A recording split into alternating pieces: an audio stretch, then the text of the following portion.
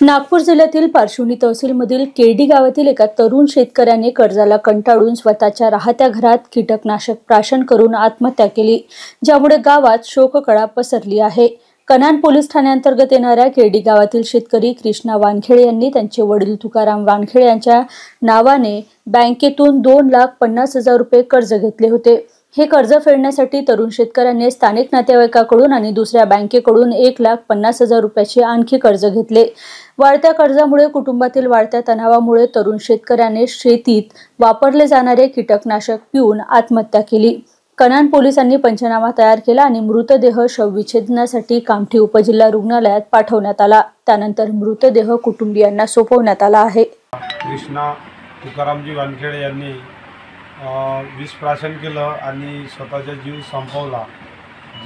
संपवला म्हणजे असं की त्यांनी आता 5 ते 6 वर्षापासून शेती करतात। ते त्यांचे वडील तुकारामजी वानखेडे आणि कृष्णा वानखेडे हे दोघे शेती करतात। त्यांच्याकडे 5 एकर शेती आहे।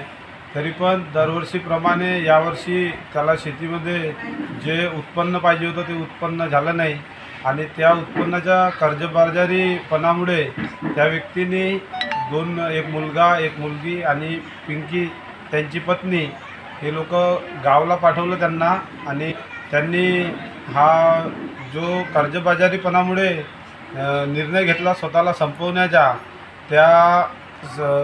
त्याकडे शासनाने जे कर्जबाजारीचं प्रकरण सुरू आहे आपल्या इथे आणि शेतकऱ्याच्या वारंवार होत असलेल्या आत्महत्येकडे शासनाने लक्ष द्यावे अशी पारशिवनी तालुका किसान ब्रिगेडतर्फे मी माझ्या वतीने शासनाला आग्रहाची विनंती करते।